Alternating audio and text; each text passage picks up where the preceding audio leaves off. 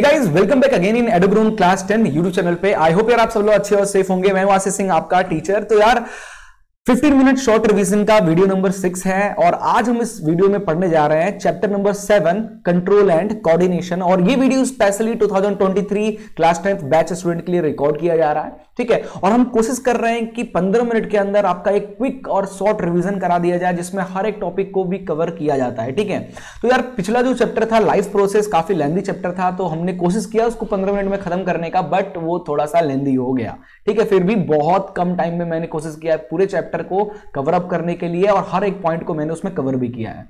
तो आज हम देरी नहीं करते हैं, आज हम टाइमर ऑन कर लेंगे और टाइमर के साथ आज हम लोग करने वाले हैं क्या, इस वीडियो की रिकॉर्डिंग, ताकि मुझे भी अंदाजा रहे कौन से टॉपिक में कितना टाइम देना है, ठीक है। चलिए स्टार्ट करते हैं। Control and coordination. देखो हमारी बॉडी के बहुत सारे पार्ट्स हैं जिनको कौन कंट्रोल करता है, हमारा दिमाग, ठीक है। अब मेरा हाथ, मेरा माउथ, मेरा आईज, ये तीनों कोऑर्डिनेट करके एक साथ आपसे बात कर रहा है। तो ये कौन कर रहा है, ये कैसे काम कर रहा है, हमारा दिमाग, ठीक है। तो देखो कंट्रोल एंड कोऑर्डिनेशन एनिमल्स में भी होता है, तो हम इसमें कोऑर्डिनेशन इन एनिमल भी देखेंगे, और प्लांट में भी होता है तो कोऑर्डिनेशन इन प्लांट में भी देखेंगे, ठीक है। तो सबसे पहले कोऑर्डिनेशन इन एनिमल के बारे में बात करें तो control and coordination in animal is done with the help of two main system. दो मेन सिस्टम है हमारी बॉडी में जिसकी हेल्प से हम अपने बॉडी को कंट्रोल एंड उसका कोऑर्डिनेशन बनाते हैं, ठीक है। With the help of nervous system and with the help of endocrine glands, ठीक है। तो पहले तो हम लोग नर्वस सिस्टम को देख लेते हैं। नर्वस सिस्टम क्या है, तो नर्वस सिस्टम के अंदर क्या क्या चीजें इंक्लूड है,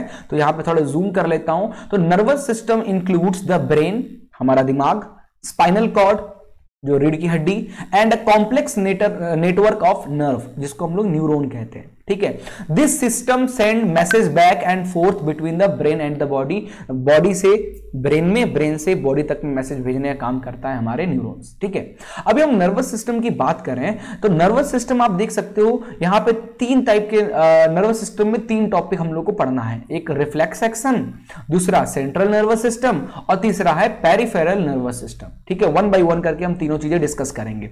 सबसे पहले तो हम लोग रिफ्लेक्स एक्शन को देख लेते हैं। देखो reflex action is quick sudden and immediate response of a body to stimulus. हमारे आसपास के जो स्टिमुलस है या किसी भी चीज की वजह से अचानक हमारी बॉडी अपने आप रिस्पॉन्स करना, मतलब आपका कहीं और ध्यान है ना। और अगर मैं लाइटर लेकर आपके हाथ को थोड़ा बर्न करूं तो आपका ध्यान कहीं और, फिर भी आपकी बॉडी उसको अपने उससे दूर होने के लिए कुछ रिस्पॉन्स करेगी। इसको ही हम लोग रिफ्लेक्स एक्शन कहते हैं, ठीक है। Example knee jerk, withdrawal of hand on touching hot object. अचानक से आपका हाथ किसी गर्म ऑब्जेक्ट पे पड़ गया तो अपना आपका दिमाग भले कहीं है बट आपका बॉडी अपने आप उसको रिफ्लेक्स एक्शन की हेल्प से उससे दूर करेगा, उसको सेव करने की कोशिश करेगा। इसी को रिफ्लेक्स एक्शन कहा जाता है, ठीक है। अब रिफ्लेक्स आर्क क्या है, the pathway through which nerve impulses passes during reflex action. देखो जनरली क्या होता है, हमारे बॉडी में बहुत सारे सर्किट है न्यूरॉन्स के, तो अगर हमको कुछ भी फील, अगर मैं इस हाथ से अगर इस पेन को टच कर रहा हूं तो मुझे जो फील हो रहा है ना, वो मैसेज मेरे दिमाग तक पहुंचने में कुछ टाइम लगता होगा। वो टाइम बहुत ज्यादा है as compare to reflex action. Reflex action में इतना टाइम लगा ना तो हमारा हाथ बर्न हो सकता है। तो रिफ्लेक्स एक्शन में ना हमारा जो जहां भी हम हो रहा है, लाइक अगर मैं कोई गर्म ऑब्जेक्ट को अचानक से पकड़ा तो छोड़ देता हूं ना, तो ये यहां से जो रिफ्लेक्स एक्शन के केस में ना जो मैसेज है ना, वो रिफ्लेक्स आर्क एक ऐसे सर्किट के थ्रू हमारे माइंड में पहुंचता है जिसको बहुत कम टाइम लगता है। अदरवाइज हमें तो डेंजरस, हमारा ब्रेन कैसे काम करेगा, स्लो वर्क करेगा। तो रिफ्लेक्स आर्क एक ऐसा पाथ है जहां से, जिसकी हेल्प से जो सिग्नल है हमारे माइंड तक पहुंचता है और जल्द से जल्द रिफ्लेक्स एक्शन करता है। क्लियर हो गया। नेक्स्ट है central nervous system. Central nervous system consist of brain और स्पाइनल कोड कंसिस्ट करता है, ठीक है। हमारा ब्रेन, अभी हम लोग ब्रेन के बारे में लास्ट में देखेंगे। हमारा जो दिमाग हो गया और जो हमारे स्पाइनल कोड्स हो गए, ये आता है हमारा सेंट्रल नर्वस सिस्टम में, ठीक है। ब्रेन का वर्किंग वगैरह है तो हम लोग अभी नेक्स्ट स्लाइड में देखेंगे। नाउ पेरिफेरल नर्वस सिस्टम की बात करें, पीएनएस जिसको कहा जाता है, your peripheral nervous system is that part of your nervous system that lies outside your brain and spinal cord. It plays key role in both sending information from different area of your body back to your brain. भाई हमारी आंखें, हमारा हाथ, ठीक है, हमारे अलग body के अलग पार्ट्स, हमारे सेंस ऑर्गन है ना, हमारे जैसे सुनने की कैपेबिलिटी, स्मेल लेने की, टेस्ट लेने का, ये सारी चीजें भी कहीं ना कहीं से हमारे माइंड से कंट्रोल है ना। तो ऐसे सिस्टम्स को, इनको हम लोग पेरिफेरल सिस्टम कहते हैं। आप ये एक फोटोज देके समझ सकते हो। हमारा ब्रेन है ना। हमारा ब्रेन नर्वस सिस्टम के अलावा, रिफ्लेक्स एक्शन के अलावा इन सब चीजों को भी कंट्रोल करता है, और इन सब चीजों को कंट्रोल करने वाले सिस्टम को हम लोग पेरिफेरल नर्वस सिस्टम कहते हैं। क्लियर हो गया। नाउ सेकंड था किसमें, हमने पढ़ रहा था कोऑर्डिनेशन इन एनिमल में नर्वस सिस्टम हमने देख लिया। नाउ एंडोक्राइन ग्लैंड्स के बारे में देख लेते हैं, ठीक है। ये भी हमारा, तो क्या है endocrine gland? The endocrine system is made up of endocrine glands that secrete hormones. Although there are 8 major endocrine glands secreted throughout the body, they are still considered to be one system, ठीक है।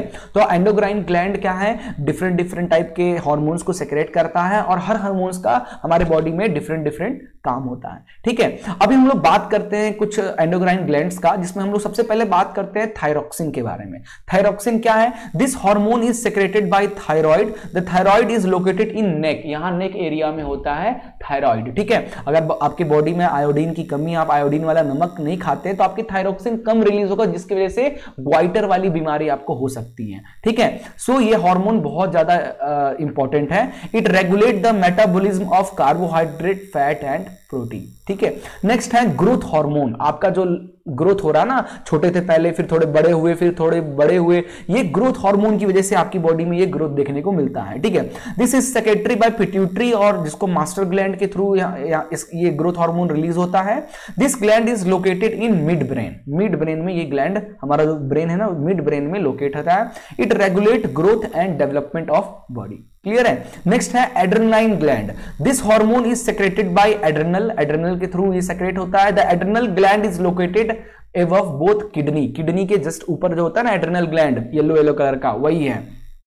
It regulate blood pressure, blood pressure को regulate करता है, heart beat को अच्छा करेगा, carbohydrate metabolism को emergency case में एक्टिव करता है, ठीक है। नाउ फोर्थ वन है इंसुलिन। तो this hormone is secreted bye pancreas, pancreas के थ्रू ये इंसुलिन सिक्रेट होता है। The pancreas is located below stomach के जस्ट नीचे। It reduce the regulate blood sugar level, ठीक है। अगर इंसुलिन, हमारा पैनक्रियाज इंसुलिन रिलीज करना कम कर देना, तो हमारी बॉडी में शुगर की बीमारी, हमारे ब्लड में शुगर दौड़ने लगेगा, ठीक है। तो इंसुलिन रिलीज होना बहुत जरूरी है। जिनको डायबिटीज होती है ना, उनकी बॉडी में इंसुलिन, पैनक्रियाज जो होता है ना, वो वर्क करना कम कर देता है, उन बॉडी से इंसुलिन कम रिलीज होता है, जिसकी वजह से क्या होता है, डायबिटीज जैसी बीमारी और बढ़ जाती है। And the fifth one is sex hormone.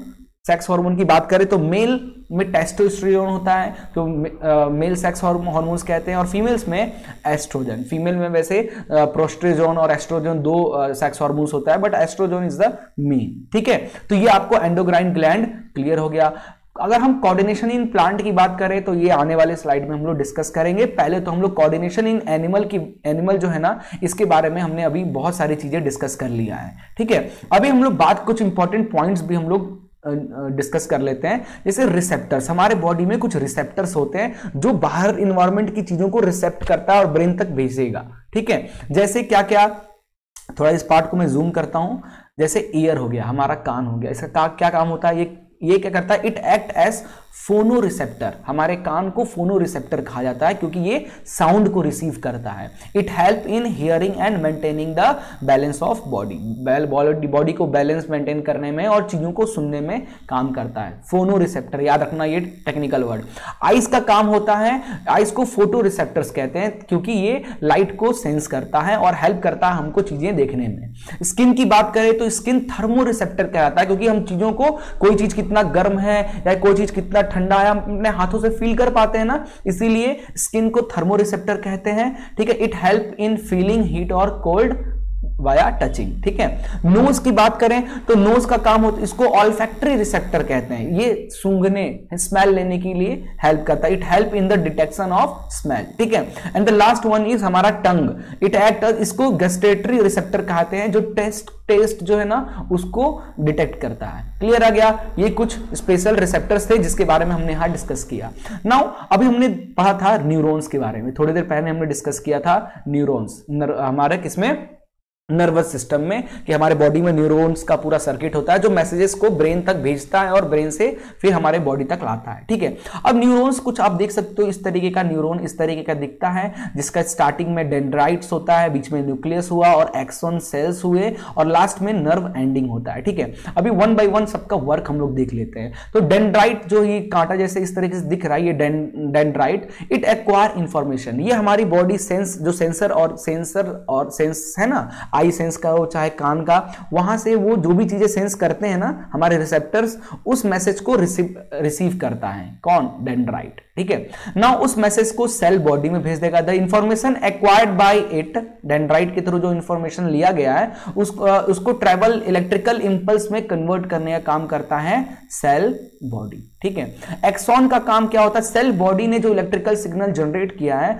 उसको नर्व एंडिंग तक भेजने का काम करता है एक्सॉन। ठीक है, और नर्व एंडिंग से दूसरे नर्व के डेंड्राइट में मैसेज जाएगा, फिर उस तरीके से दूसरे नर्व के डेंड्राइट में मैसेज जाएगा और इस तरीके से बहुत तेजी से मैसेज ट्रांसफर होगा in the form of electrical signal और हमारा ब्रेन उसको कन्वर्ट करके समझेगा कि वो चीज क्या है। ठीक है, अब यहां पे सिनेप्स होता है। सिनेप्स क्या होता है, जब एक न्यूरॉन दूसरी न्यूरॉन को मैसेज भेजता है, इनके बीच में ना सिनेप्स होता है। It is the gap between the nerve ending of one neuron and dendrite of the other neuron. ठीक है, here electrical signal is converted into chemical signal for onward transmission. ठीक है, अब ये इलेक्ट्रिकल सिग्नल जो nerve ending release करेगा, dendrite उसको chemical में कन्वर्ट करके रिसीव करेगा, देन फिर से सेल बॉडी उसको इलेक्ट्रिकल में कन्वर्ट करेगा और इस तरीके से प्रोसेस चलता रहेगा और मैसेजेस ट्रांसफर होते जाएंगे। ठीक है, क्लियर हो गया ना। अगला है ब्रेन के बारे में, ह्यूमन ब्रेन को हम लोग डिस्कस कर लेते हैं। हमारा जो ह्यूमन ब्रेन होता है ना वो 3 पार्ट में बना होता है, फोर ब्रेन, मिड ब्रेन और हिंड ब्रेन। ठीक है, थोड़ा सा मैं जूम कर लेता हूं ये पार्ट को, तो आप देख सकते हो फोर ब्रेन, मिड ब्रेन और हिंड ब्रेन। ये टॉप वाले पार्ट को हम लोग फोर ब्रेन कहते हैं, सेंटर वाले को mid brain and last is hind brain. Okay, आगे हम देखते हैं फोर ब्रेन का काम क्या होता है। हमारा जो टॉप का है ना forebrain, it is the most complex और specialised part of the brain. It consist of cerebrum consist करता है इसके अंदर। क्या काम होता है, फंक्शन ऑफ फोर ब्रेन का काम क्या होता है, क्या फंक्शन होता है, तो thinking part of the brain, जो हम चीजें सोचते हैं ना फोर ब्रेन की हेल्प से ही सोचते हैं। कंट्रोल द वॉलेंट्री एक्शन को कंट्रोल करने में हेल्प करता है। देखो वॉलेंट्री एक्शन का मतलब क्या हो जाएगा, वॉलेंट्री एक्शन मतलब ऐसे हमारे बॉडी के ऐसे एक्शन जिसको हम अपने दिमाग से कंट्रोल कर पाए, जैसे खाना, कितना मुझे बोलना है, कितना खाना है ना, कितना चलना है, कितना लिखना है, ये सारे एक्शन को हम लोग वॉलेंट्री एक्शन कहते हैं। और इसको कौन कंट्रोल करता है, फोर ब्रेन के थ्रू ही कंट्रोल होता है। स्टोर इंफॉर्मेशन, फोर ब्रेन्स में ना हम बहुत सारे अपने मेमोरीज को भी स्टोर करने का काम करता है। Receive sensory impulse from various part of the body and integrate it. ठीक है, हमारे बॉडी के अलग अलग जो सेंसरी पार्ट्स है ना उससे मैसेज को रिसीव करता है और उन सबको एक साथ इंटीग्रेट करके मैसेज फॉरवर्ड करता है। ठीक है, सेंटर एसोसिएट विथ हंगर, हमें जो भूख लगना भी इसी के थ्रू होता है। ठीक है, ये सारे वर्किंग थे फोर ब्रेन के। नाउ मिड ब्रेन की बात करें, ठीक है, अगर हम मिड ब्रेन की बात करें तो कंट्रोल इनवॉलेंट्री एक्शन। इनवॉलेंट्री मतलब ऐसे हमारे बॉडी के एक्शन जिसपे हमारा दिमाग का कंट्रोल नहीं है, वो लेकिन अपने आप होता रहता है। ठीक है, controls involuntary action such as change in pupil size. अब आंखों का जो प्यूपिल है उसका बड़ा होना, छोटा होना लाइट के अकॉर्डिंग, वो तो हम कंट्रोल नहीं कर सकते ना, वो तो लाइट के अकॉर्डिंग अपने आप होता है ना। हमारे दिल का धड़कना, वो तो अपने आप, उल्टी आने पे थोड़ी ना कंट्रोल है, अपने आप हो जाता है। Reflex movement of head, neck and trunk are the example of mid brain functions. और हिंड ब्रेन जो सबसे अंदर होता है ना, इट हैज 3 पार्ट, 3 पार्ट में बटा हुआ है, सेरिबेलम, मेड्यूला और पॉन्स। सेरिबेलम का काम क्या होता है, कंट्रोल पोस्चर एंड बैलेंस, आपके पोस्चर, बैठने का तरीका, चलने का तरीका, इसको और आपके बॉडी के बैलेंस को कंट्रोल करता है सेरिबेलम, जो हिंड ब्रेन में होता है। ठीक है, precision of voluntary action, example pen picking करना। आप अगर पेन रखा है कहीं तो आपका हाथ, एक बार आप देखते हो आपका हाथ वहीं डायरेक्ट चला जाता है, तो ये प्रिसाइजन जो है ना इसी की वजह से होता है। मेड्यूला, कंट्रोल इनवॉल्यूंट्री, हम हिंड ब्रेन के अंदर मेड्यूला होता है, ये भी इनवॉल्यूंट्री एक्शन को कंट्रोल करता है, जैसे ब्लड प्रेशर का, सलाइवा आना, वॉमिटिंग, ये मेड्यूला के थ्रू होता है। ठीक है, और पॉन्स हो गया, इनवॉलेंट्री एक्शन को ये भी कंट्रोल कर सकता है। रेगुलेशन ऑफ रेस्पिरेशन, हम जो सांस ले रहे हैं ना भाई, कितना भी रोक लो थोड़ी देर बाद छोड़ दोगे ना, सांस लेने पे हमें हमारा अपना कंट्रोल नहीं है, इसलिए इनवॉलेंट्री एक्शन है, ये भी पॉन्स के थ्रू भी होता है। ये सारे पॉइंट बहुत इंपॉर्टेंट है, याद करके रखना है। ठीक है, लास्ट स्लाइड है हमारा कोऑर्डिनेशन इन प्लांट, एनिमल हो गया है हमारा। अब हम लोग कोऑर्डिनेशन इन प्लांट के बारे में बात करते हैं। तो plant through do not have nervous system, plant के पास नर्वस सिस्टम तो नहीं होता है और muscles, but they also respond towards the stimulus. ना प्लांट के पास नर्वस सिस्टम है, ना मसल्स हैं जो उसको स्ट्रेच करके बताए कि इसको छोड़ना है या पकड़ना है, फिर भी हमारा जो प्लांट है ना वो स्टिमुलस, बाहरी इन्वायरमेंट के हिसाब से कोई ना कोई रिफ्लेक्स एक्शन करता है। जैसे एक एग्जांपल बता दे रहा हूं, छुई मुई का पेड़ देखे हो, डोंट टच मी जो पेड़ होता है ना, टच मी नॉट पेड़, उसको जैसे उसके पत्तों को छूते हैं तो वो अपने आप सिकुड़ जाता है। कैसे? उसके पास तो नर्वस सिस्टम नहीं है, फिर वो कैसे काम कर रहा है, वही हम लोग यहाँ पे देखने वाले हैं। तो कोऑर्डिनेशन इन प्लांट ना देखो इंडिपेंडेंट दो तरीके से है, इंडिपेंडेंट ऑफ ग्रोथ और डिपेंडेंट ऑन ग्रोथ। ठीक है, एक तो ग्रोथ पे डिपेंड करता है और दूसरा ग्रोथ ग्रोथ पे इंडिपेंडेंट है, वो दूसरा सेंस करने का काम करता है, रिफ्लेक्स एक्शन का काम करता है। ठीक है, तो इसमें हम लोग जरा देखते हैं इंडिपेंडेंट ऑफ ग्रोथ में। Independent growth has immediate response to the stimulus, अपने आसपास के वातावरण के हिसाब से इमीडिएट रिस्पॉन्स करने का काम करता है। ठीक है, plant use electrical chemical means to convey information from cell to cell. ठीक है, for movement to happen cell change their shape by changing amount of water in them.